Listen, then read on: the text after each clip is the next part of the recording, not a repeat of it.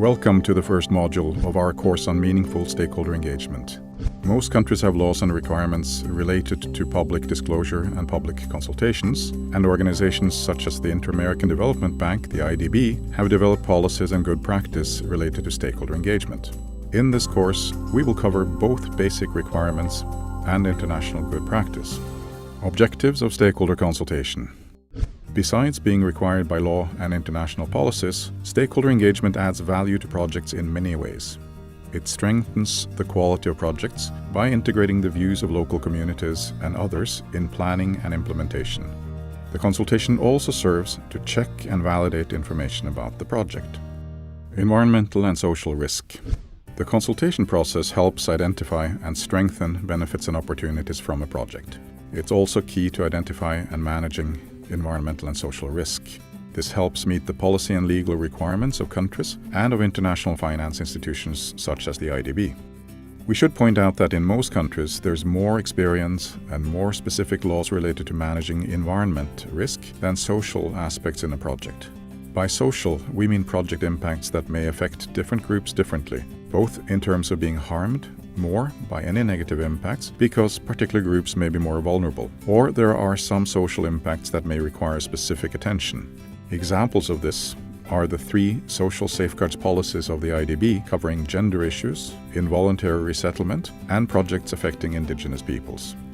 As you see in this slide, we apply a risk mitigation hierarchy, where we identify potential negative impacts first, then we seek to avoid or minimize them through alternative project designs, and finally, we develop action plans to compensate for any losses to people or negative impacts on the environment, which are impossible to avoid or minimize. These are the residual risks in the project. An integrated approach. While the emphasis generally is on risk management, the approach to environmental and social issues should be that we also look at environmental and social issues in an integrated manner and consult stakeholders both on the positive impacts and benefits of the projects as well as on the risk. We need to make sure that benefits are properly targeted, that different groups benefit from them and none are excluded, and we need to strengthen the overall sustainability of the project. Analysis of issues, stakeholder engagement, and management systems. We should not think of the consultation process in isolation. It should be based on and inform the analysis of project risks and opportunities.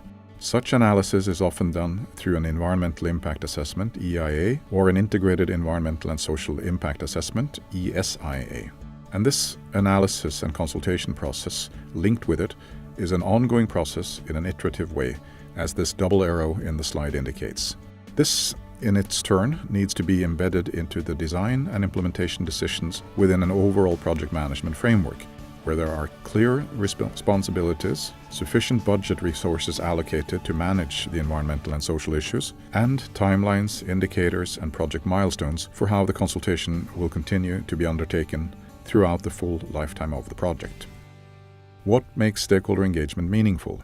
A common misunderstanding is that consultation is done as a single event to obtain a license prior to approving a project. International good practice, however, stresses that this should be an ongoing process, not just during preparation but also during project implementation. To be meaningful, the consultation process needs to make sure that the voices of different groups, including the poor and marginal members of society, are heard. This has to be an equitable and non-discriminatory process, which is transparent and based on fact. It needs to be respectful of all, and it needs to accept that there may be different views and even opposition to a project. Timeliness, clarity, and proportionality. When we do the consultation well, we strengthen project sustainability by building trust and local support and ownership.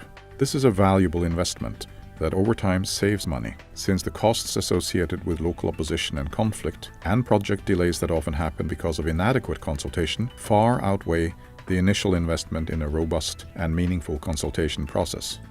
To avoid unnecessary delays and costs, however, we should start the consultation process as early in the project cycle as possible and be clear about what is required. This is a key objective of our course, to build a common and shared understanding about what meaningful consultation is all about, so we have the skills and develop the experience to manage and support consultation processes in an efficient manner. Finally, it is also important to stress that the effort required should be proportionate to project risk and complexity. We can do simple projects in a simple manner, but more complex or higher risk projects require detailed, systematic engagement with different stakeholder groups on an ongoing basis.